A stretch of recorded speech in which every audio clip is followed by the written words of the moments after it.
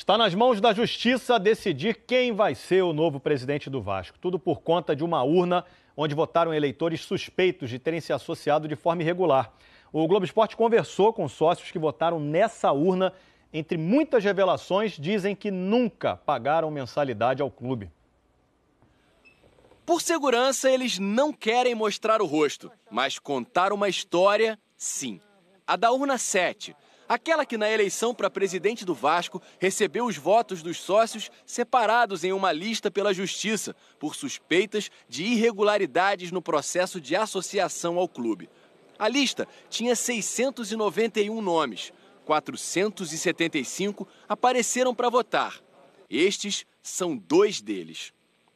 Um amigo meu ligado ao Vasco e foi até a minha casa e pediu para eu ser sócio do Vasco, para votar no Eurico Miranda. Quando que você foi abordado por essa pessoa? Foi em março desse ano. Só que o número de registro que aparece na lista associada a seu nome é dezembro de 2015. Você não teve nenhuma participação nem nenhum conhecimento disso? Nenhuma. Você só entregou, preencheu a ficha, deu os documentos e... Nem nunca fui a São Januário para assinar nada. Alguma vez você pagou alguma coisa ao Vasco? Não, nunca paguei nada. Eu entrei de sócio no final de 2016. Não lembro o mês exato. Foi para setembro, outubro, por aí. E na lista está que minha adesão foi em dezembro de 2015. Em 2015, de janeiro a outubro, em média, o Vasco ganhou cerca de 20 novos sócios por mês. Mas em novembro e dezembro daquele ano, esse número disparou. E nesses meses, a média passou para 345. 691 novos sócios em apenas 2 meses. 16 deles foram registrados em domingos, quando a secretaria do clube está fechada. E 20 pessoas estavam com o mesmo número de celular cadastrado. Esses dados levaram o então candidato Fernando Horta a contestar na Justiça nomes que estavam na lista de sócios aptos a votar apresentada pelo clube. Fizeram com a data retroativa para tentar disfarçar. Eles estão preocupados com essa situação, que 90% ou mais dessas pessoas não têm nem a carteira. Quando esse vascaíno virou sócio, segundo ele, com a ajuda de um amigo, a eleição nem passava pela cabeça. E eu, na época, tinha muita vontade de virar sócio, porém não tinha condição para isso.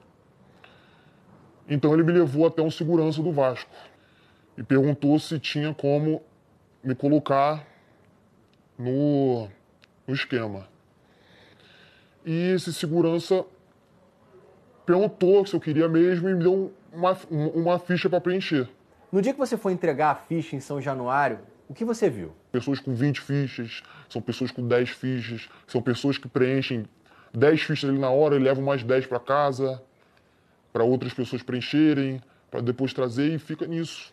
E segundo ele, algumas surpresas começaram aí. Quando eu vi a minha carteirinha, eu achei estranho, porque não tinha nada parecido com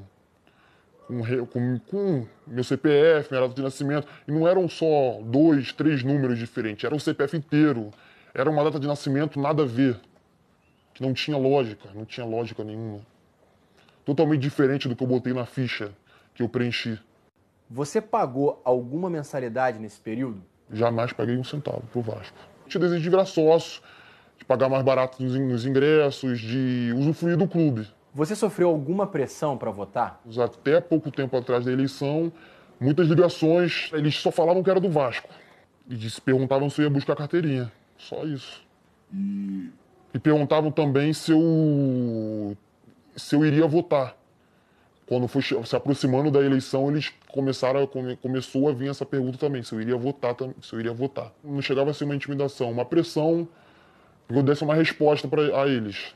O outro sócio veio de Magé. Como é que foi o dia da eleição? Foi esse amigo que tinha me pedido para votar no Eurico Miranda, ele me pegou e levou para votar. Só que a princípio ele achou que fosse votar no Eurico. Só que eu votei no Júlio.